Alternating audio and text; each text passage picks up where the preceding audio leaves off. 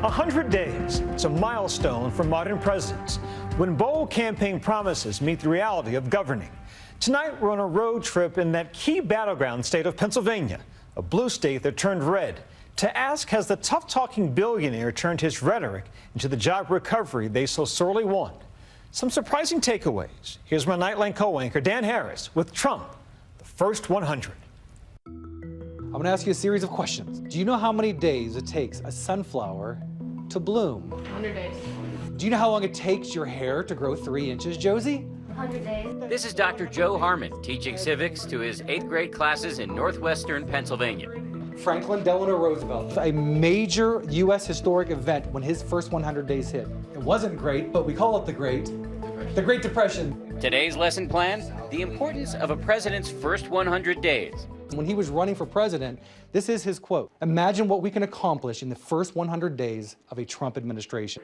Trump's words have special resonance here. This is one of the most hotly contested states, where he won by just over 1%, and where shortly before the election he signed a contract laying out his promises. On November 8th, Americans will be voting for this 100-day plan to restore prosperity to our country.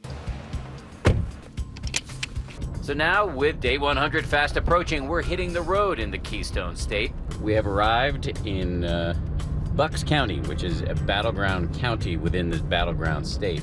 It's just outside of Philadelphia. So there are parts of this county that are quite affluent, and then huge chunks of it which are predominantly working class. We've come to Mom's Restaurant in charming downtown Doylestown to hear from 5 very different voters. How are you? Hi. Nice to meet you. To see if they think Trump has fulfilled his promises. There's Milo and Pat. That's where people... Robin and Lauren. Choice their party. And Brian, a college student who's a never-Trumper. I really dislike both candidates quite a lot. How do you think President Trump is doing as we come up on 100 days? It's disappointing to me. This is a 4-year term and we're 100 days. I think he's got a very good start. If you had to give him a grade, what would you give him? I don't give grades. You don't give grades? I'm not a teacher. Fair enough, fair enough. I would say I'd give him a B+. Right now, I'd give him a C-. F. The issue that concerns them most? Very concerned with immigration and jobs. Foreign policy is huge. Right now, we have North Korea, Syria, Russia. Russia keeps me up. It needs to be investigated. What I call the basket of deplorables. Crooked Hillary Clinton. It soon becomes clear that wounds from the vitriolic election still have not healed. I think election season 2016 is the worst campaign season I have ever experienced in my entire life. I don't think it's government's job to make us get along with each other. That's our responsibility. We do depend on our political leaders to lead the way. I did in 2008. I wasn't happy when Barack Obama won. Trust me, I wasn't. But I didn't go out picketing. We're worried about our country. Without being nasty. There were angry things said during campaign 2016. Very angry, hateful Both things. sides, I agree. There's actually violence. Things like, I want to take him out on a stretcher. I want to punch that guy in the face. Obviously, sitting around this table, there's tension here and throughout the country. Do you think President Trump is doing enough to address the divisions in this country? I don't think that's his job. Oh, he tweets continuously. He tweets all this angry stuff. For Brian, these 100 days aren't just about the president. It's been 100 days, and Republicans dominate the government, and they haven't been able to get key legislative problems passed. When we're done, though, it's heartening to see that despite their ideological differences, these Pennsylvania voters can keep it cordial. Next, we're heading west a few miles south of Pittsburgh, past Country Farms, the city of Monessen, a once proud steel hub. The steel mills here built the cable that holds up the Golden Gate Bridge. Oh, the memories. Oh, I could still hear the ingots running down. Wow, the intercoms were going. John Gollum once worked here. It's overwhelming. What used to be the Wheeling Pittsburgh Steel Mill. That was my way of life. I supported my dear children. I was very proud to be a Pittsburgh steelworker. I still am. When the steel industry collapsed because of cheap foreign imports, so did much of this town's economy. It will be American steel that sends our skyscrapers soaring into the sky. Beautiful sight. more beautiful with American steel. In May, Donald Trump campaigned right here at this plant, saying exactly what John and so many others desperately wanted to hear.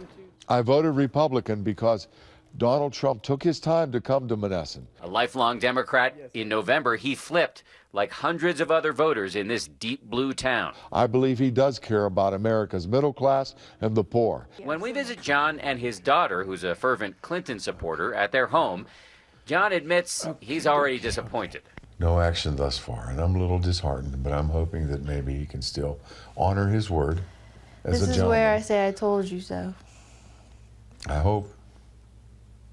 What have I got to lose? Everything's gone. Why not maybe keep a little glimmer of hope? Right after our visit, though, President Trump did announce that he is taking steps to try to ensure the future of American steel. It's beautiful out here. From a steel town to coal country, the heart of Trump country. We're visiting Dr. Harmon and his Red Bank Valley High School students. There it is, Red Bank Valley High School. We're going all the way down on the left. Poetically, he is in room 100. Hello.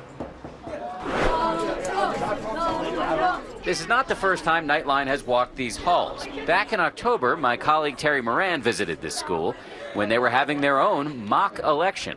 One of the biggest issues they were concerned about here, jobs. When you asked, how many of you have been affected by job loss? Could you do that again? How many of? Pretty much everybody. Trump won them over, so now, 100 days in, we're taking their pulse. How do you think he's doing? He wants to do a lot for us and make us feel secure and protected. How many in the room know people who have lost their job? So that's pretty much everybody. My grandpa has actually lost his job going to the coal mines. Do you think President Trump can do something about this and bring back the industry? It seems like he's trying his best to bring back all the jobs that have been lost. According to the Bureau of Labor Statistics, Pennsylvania has lost nearly 300,000 manufacturing jobs since January 2001. The coal industry is not the only thing that worries these future voters. What worries you the most about our country? Immigration. Immigration, why? Because it affects all of us. Them coming over and taking people's jobs that are Americans. And why does that worry you so much? Because, we work hard for our jobs and they just come over and they can just, take it. Yeah, why do you think they come here? Because they don't have as much as we do. But they don't all believe that building a wall is the answer. I think the wall probably won't help. I think it'll probably make Mexico mad at us, and that could cause more issues with the economy. Do you guys think it's fair to judge a president by 100 days? No. You're shaking your head. It's a really short amount of time for the 4 years he has. He said that he was going to get a lot of stuff done in 100 days. Now he's saying it's a ridiculous standard. What do you make of that? I think he didn't realize how hard it was to get everything through. Because, he wasn't really a politician. He's a businessman.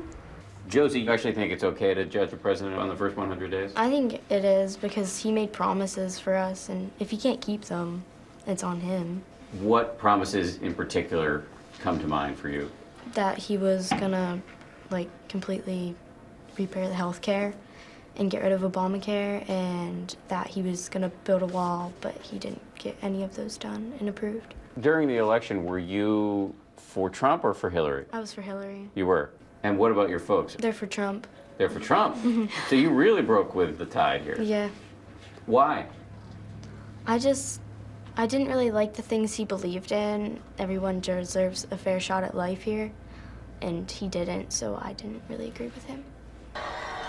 And this is what Dr. Harmon's civics class is all about, learning to be well-informed and knowing the power of your own voice. The one thing we try to do in this classroom is to show these students that don't vote, because this is the way I voted. Vote based on what would be the best for, of course, the country. Think critically about, these issues. For Nightline, this is Dan Harris in Pennsylvania.